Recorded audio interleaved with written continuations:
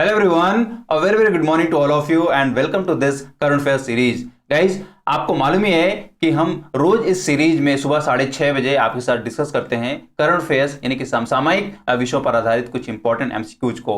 तो वीडियो आज की भी बहुत इंपॉर्टेंट है, बहुत ही रिलेवेंट क्वेश्चंस हैं आपके आने वाले कॉम्पिटिटिव एग्जाम्स के लिए। तो वीडियो को पूरा देखिएगा, लास्ट तक देखिएगा और नोटेबल जानकारी को याद करने के साथ साथ नोट जरूर कर लिया करें, बिकॉज जब आप इस नोटेड जानकारी को एग्जाम में रिवाइज करके जाते हैं तो बहुत एडवांटेज मिल जाती है आपको बहुत सारे क्वेश्चंस को सॉल्व करने में, राइट। तो शुरू करते हैं आज का ये वीडियो और देखते हैं हमारा पहला सवाल। तो फर्स्ट क्वेश्चन है, Which city has been declared the world's most expensive city in the worldwide cost of living index 2021 released by the Economist Intelligence Unit? Economist intelligence unit द्वारा जारी world wide cost of living index 2021 में दुनिया का सबसे महंगा शहर किसे घोषित किया गया है। तो यहाँ पे ऑप्शंस गिवन है, इनमें से सही ऑप्शन जान लें। सही ऑप्शन यहाँ पे है टेल अवीव, जो कि इजराइल में है, राइट। तो बहुत इंपॉर्टेंट है, आप इस सिटी का नाम अच्छे से याद कर लें, इजराइल में है और इसे दुनिया का सबसे महंगा शहर घोषित किया गया है रेजिडेंशियल पॉइंट ऑफ व्यू से, या कह लें कि जो कॉस्ट ऑफ लिविंग है इस शहर में वो दुनिया में सबसे ज्यादा है एज पर the world wide cost of living index 2021, right. तो इस इंडेक्स में इस सिटी को टॉप पर रखा गया है। तो बहुत इंपॉर्टेंट है, इस इंडेक्स को डिटेल में पढ़ सकते हैं, मतलब कि इस इंडेक्स में जितनी भी कंट्रीज शामिल हैं उन कंट्रीज को रैंक क्या दी गई है। लेकिन इस इंडेक्स में आपको टॉप 5 सिटीज का नाम मैं आपको बता दूं कि मतलब वो कौन सी टॉप 5 सिटीज हैं जो दुनिया में सबसे महंगी सिटीज हैं कॉस्ट ऑफ लिविंग के टर्म में, राइट। तो मैं आपको बता दूं, देखिए यहाँ पे तेल अवीव जो है वो फर्स्ट पोजीशन पे है, राइट। और अगर हम तेल अवीव की बात करें तो तेल अवीव पिछले साल यानी कि 2020 में यह 5वें स्थान पर था, राइट। तो अब 5वें से ये आ गया है पहले स्थान पर, राइट। और अगर हम पेरिस और सिंगापुर की बात करें, ज्वाइंटली इन दोनों ने सेकंड पोजीशन हासिल की है। ज्यूरिक और हांगकांग क्रमशः चौथे और 5वें पोजीशन पे हैं, राइट। तो बहुत इंपॉर्टेंट है, यहाँ पे नाम आप अच्छे से याद कर लीजिए।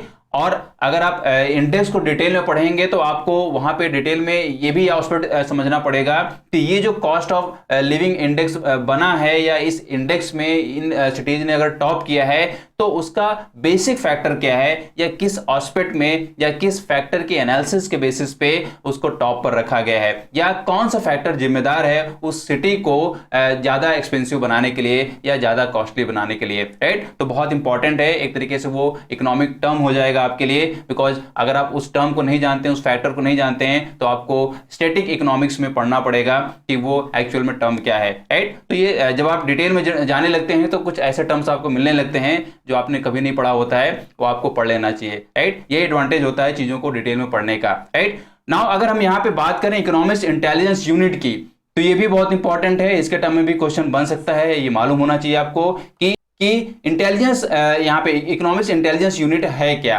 राइट। इकोनॉमिस्ट इंटेलिजेंस यूनिट यानी कि इसको हम बोलते हैं EIU, शॉर्ट में एब्रिविएशन फॉर्म में ये है। आप जब भी अगर इसको इकोनॉमिक के पॉइंट ऑफ व्यू से पूछा जाए तो आप जरूर इसको फुल फॉर्म बताइए, इकोनॉमिस्ट इंटेलिजेंस यूनिट, राइट। तो मैं आपको बताऊं कि ये जो यूनिट है वो वर्ल्ड के जो मेन जो इकोनॉमिस्ट हैं या जो फेमस इकोनॉमिस्ट हैं या जो एक्सपर्ट हैं अपनी अपनी फील्ड के, उनका एक ग्रुप है। और बेसिकली यह एक तरीके से एनालिसिस और रिसर्च विंग है, मतलब कि वर्ल्ड के जो टॉप इकोनॉमिस्ट हैं उनका एक ये विंग है, उनका एक ग्रुप है जो इकोनॉमिक्स में अपनी अपनी फील्ड्स में रिसर्च करते हैं, एनालिसिस करते हैं और डिफरेंट इंस्टीट्यूशंस जो हैं या जो डिफरेंट कंट्रीज हैं उनके कई सारे इश्यूज के टर्म में एनालिसिस करके रिपोर्ट देते हैं या एडवाइसेस देते हैं। और ये कई बार अपने आप में जो एडवाइसेस होती हैं, जो फॉरकास्टिंग होती है, वो काफी इंपॉर्टेंट होती है। और वर्ल्ड लेवल पे जो इंस्टीट्यूशंस हैं वो EIU के एडवाइसेस और फॉरकास्टिंग को काफी एक तरीके से मानती है, उसको एक तरीके से एक्सेप्ट करती है कि वाकई में अगर ये एडवाइस की गई है या फॉरकास्टिंग की गई है तो किन फैक्टर्स पे की गई है और उस फैक्टर पे कितना काम करने की जरूरत है, राइट। तो बहुत इंपॉर्टेंट है, EIU को भी आप डिटेल में पढ़ सकते हैं। मैं आपको बता दूं EIU जो है इसका हेडक्वार्टर लंदन में है और इस यूनिट की जो पेरेंट ऑर्गेनाइजेशन है वो है द इकोनॉमिस्ट ग्रुप, राइट। तो क्या है, द इकोनॉमिस्ट ग्रुप इसकी पेरेंट ऑर्गेनाइजेशन है, ये आप दिमाग में रख लीजिए। और इसका हेडक्वार्टर लंदन में है, राइट। ये 2-3 पॉइंट हैं, क्वेश्चन यहां से बनना होगा तो यहां भी बन जाएगा, लेकिन डिटेल में आप जरूर पढ़िएगा। नाउ देखते हैं next question. Which bank has recently launched India's first standalone metal debit card?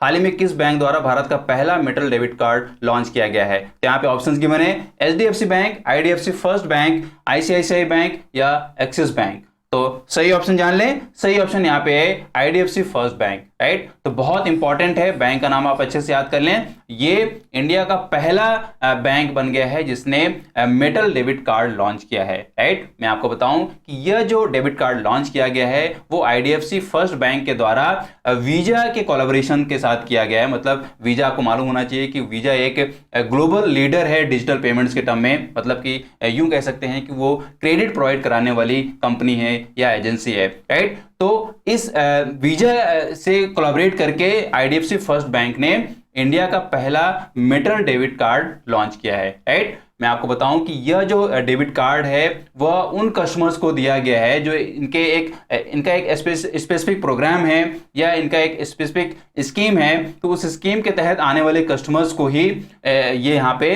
Card दिया गया है, यानी कि ये वाला मेटल जो कार्ड है वो उन्हीं कस्टमर्स को दिया गया है। अगर हम यहाँ पे मेटल की बात करें, जैसा कि यहाँ बोला जा रहा है मेटल डेबिट कार्ड, तो मैं आपको बताऊं कि यह जो डेबिट कार्ड है वह हाइब्रिड मेटल से तैयार किया गया है और इस मेटल में जो भी इंफॉर्मेशन प्रिंट की गई है वो प्रिंटिंग जो की गई है वो सिल्वर से की गई है, राइट। तो काफी इंपॉर्टेंट है, इसको डिटेल में टेक्निकल एस्पेक्ट में इसको पढ़ सकते हैं कि किस तरीके से ये इसका फंक्शनिंग क्या होगी, ये भी आप जान सकते हैं, राइट। लेकिन बैंक का नाम और मेटल डेबिट कार्ड के टर्म में इसको जरूर याद कर लें। और जैसा कि यहाँ पे मैंने बोला है वीजा, तो वीजा भी बहुत इंपॉर्टेंट है, एक तरीके से उसको भी आप ससरी निगाह से दे सकते हैं। और सिर्फ वीजा ही नहीं, वर्ल्ड की जितनी भी डिजिटल पेमेंट सर्विस प्रोवाइडर हैं या क्रेडिट प्रोवाइड कराने वाली जो एजेंसीज हैं, कंपनीज हैं, उनके बारे में डिटेल में आपको पढ़ लेना चाहिए। क्वेश्चन कहीं से भी बन सकता है, राइट। नाउ देखते हैं next question.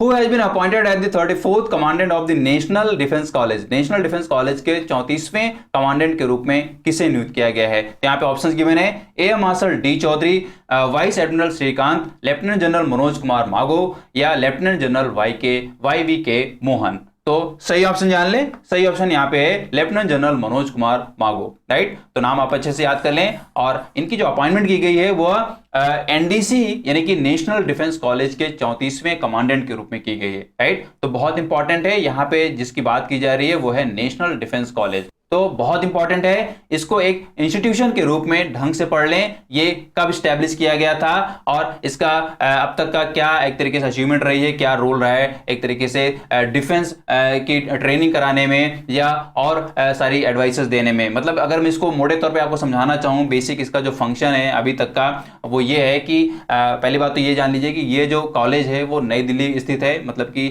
National defence college NDC नई दिल्ली में स्थित है, राइट। और नेशनल डिफेंस कॉलेज रक्षा सेवा प्रशिक्षण संस्थान है और रक्षा सेवा और सिविल सेवा के जो अधिकारी हैं उन अधिकारियों को रणनीतिक शिक्षा या स्ट्रेटजी किस तरीके से बनाई जानी है, उसको किस तरीके से एग्जीक्यूट किया जाना है, राइट। और उन सारी स्ट्रेटजीज का दूसरे ऑर्गेनाइजेशंस के साथ किस तरीके से वहां पे कोऑर्डिनेशन करना है, ये सारी चीजें सिखाई जाती हैं। मतलब कह लीजिए कि अधिकारियों के लिए प्रशिक्षण देने का या उनको स्ट्रेटजी बनाने का, सिखाने का एक तरीके से ये उच्च संस्थान है, राइट। तो एक कॉलेज के रूप में, एक इंस्टीट्यूशन के रूप में इसको ढंग से पढ़ लें, क्वेश्चन इसके टर्म में भी बन सकता है, राइट। नाउ देखते हैं next question. Where has been the 27th maritime exercise CARAT 2021 organized between US military personnel and Bangladesh Navy recently? हाल ही में अमेरिकी सैन्य कर्मियों और बांग्लादेश नौसेना के बीच 27वां समुद्री अभ्यास कैराट 2021 कहां आयोजित किया गया है? तो यहाँ पे ऑप्शंस गिवन है अरब सागर, अंडमान और निकोबार, बंगाल की खाड़ी या चटगांव। तो इनमें से सही ऑप्शन जान लें, सही ऑप्शन यहाँ पे है बे ऑफ बंगाल, राइट। तो यहां पे आयोजित की गई है और बात की जा रही है कैराट 2021 की। तो ये एक्सरसाइज आपको दिमाग में एकदम से रट जानी चाहिए और साथ में इसका फुल फॉर्म भी आपको याद हो जाना चाहिए। फुल फॉर्म मैं आपको बता दे रहा हूं, फुल फॉर्म है इसका cooperation afloat readiness and training, right. क्या है? Cooperation afloat readiness and training. तो बहुत इंपॉर्टेंट है इसका फुल फॉर्म याद करना। इस एक्सरसाइज के हर एक टर्म में आप डिटेल में जरूर पढ़ सकते हैं, लेकिन मैं मोटे तौर पे आपको बता दूं, जैसे यहाँ पे लिखा है कि US military personnel and Bangladesh navy, तो मैं आपको बताऊं कि ये जो एक्सरसाइज है वो बांग्लादेश नेवी और यूएस मिलिट्री ट्रूप्स के बीच बेसिकली हो रही है, राइट। और वर्चुअली तौर पे इसको बे ऑफ बंगाल में ऑर्गेनाइज किया गया है, राइट। और मैं आपको बताऊं कि यह 27th एनुअल कॉपरेशन मतलब कि 27th कैराट एक्सरसाइज है। कैराट का ये 27th एक तरीके से ये फॉर्मेट है, राइट। तो ये आप अच्छे से याद कर लें, क्या है 27th, इसके टर्म में भी क्वेश्चन पूछा जा सकता है, राइट। और कैराट का फुल फॉर्म मैंने आपको बता ही दिया है। और अगर इसको हम ऑर्गेनाइजिंग के टर्म में देखें कि कौन इसको ऑर्गेनाइज करता है, तो मैं आपको बताऊं कि यह जो मतलब एक्सरसाइज है वो basically United states Pacific fleet के द्वारा ऑर्गेनाइज किया जाता है। और इसमें उन कंट्रीज को शामिल किया जाता है जो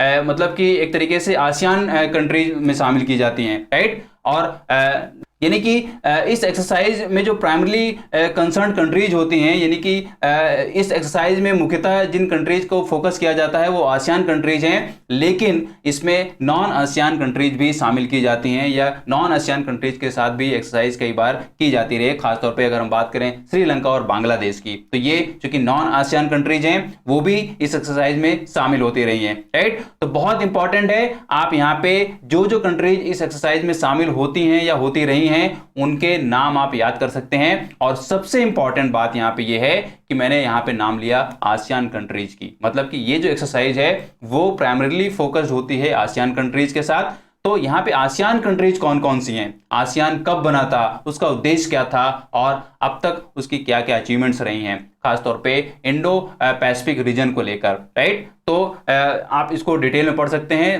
पढ़ना भी, बिकॉज अगर आप सिविल सर्विसेज की तैयारी कर रहे हैं तो ये बहुत जरूरी हो जाता है, क्वेश्चन बनता रहता है, राइट। नाउ देखते हैं next question. Which Indian female player has been honored with the Women of the Year award by World Athletics? World athletics ने किस भारतीय महिला खिलाड़ी को वुमेन ऑफ द ईयर पुरस्कार से सम्मानित किया है? यहाँ पे ऑप्शंस गिवन है, पीवी सिंधु, सैखोम मीराबाई चानू, अदिति अशोक या अंजू बॉबी जॉर्ज। तो सही ऑप्शन जान लें, सही ऑप्शन यहाँ पे है अंजू बॉबी जॉर्ज, राइट। बहुत इंपॉर्टेंट नाम है, बहुत एक तरीके से फेमस नाम है एथलेटिक्स में, आपको मालूम होना चाहिए कि अंजू बॉबी जॉर्ज भारतीय एथलीट हैं, राइट। और उनको women of the year award से इस बार सम्मानित किया गया है, राइट। मैं आपको बताऊं कि ये एक बेहतरीन एथलीट रही हैं, मतलब कि यह एक लॉन्ग जंपर रही हैं और अंतर्राष्ट्रीय स्तर पे इन्होंने लॉन्ग जंपिंग की है, राइट। और काफ़ी एक तरीके से नाम कमाया है भारत के लिए, लेकिन ये अभी भी खेल में सक्रिय हैं और एक तरीके से ये नए एथलीट्स को तैयार कर रही हैं अपने नए एकेडमी के द्वारा, राइट। मतलब कि इन्होंने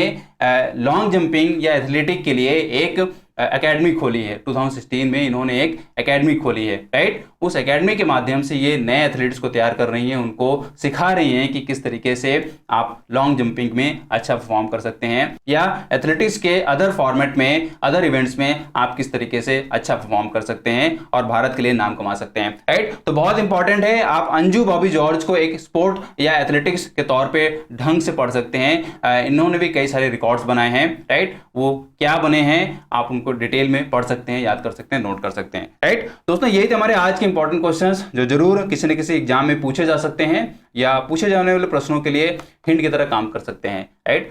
तो अगर वीडियो हेल्पफुल लगी है तो इसको आप लाइक करें, शेयर करें, और अगर आप वीडियो में नए हैं तो इसको सब्सक्राइब कर लें, साथ में बेल आइकन को प्रेस कर लें ताकि इंपॉर्टेंट वीडियोज की अपडेट्स आपको मिलती रहे। और अगर आप सोशल मीडिया में फेसबुक और इंस्टाग्राम पे हैं तो वहां पे भी आप हमको फॉलो करें, वहां पे भी हम एग्जाम से रिलेटेड बहुत सारी इंफॉर्मेशन आप वहां पे देते रहते हैं। और अगर आप ज्यादा करंट अफेयर्स पढ़ना चाह रहे हैं तो आप हमारी साइट पे जाइए, वहां पे daily current affairs different fields की आपको दी जाती है पॉइंट वाइज, ताकि आप उसको आसानी से याद कर पाएं, नोट कर पाएं और उस नोटेड जानकारी को एग्जाम टाइम में रिवाइज करके जा पाएं ताकि उसका एडवांटेज मिल पाए, राइट। तो बहुत इंपॉर्टेंट है, वहां पे जाइए और डिटेल में पढ़िए करंट अफेयर्स और उसको मजबूत करिए, राइट। तो पढ़ते रहिए, मस्त रहिए, मिलता हूं आपसे नेक्स्ट वीडियो में, तब तक have a nice day, great day and thank you.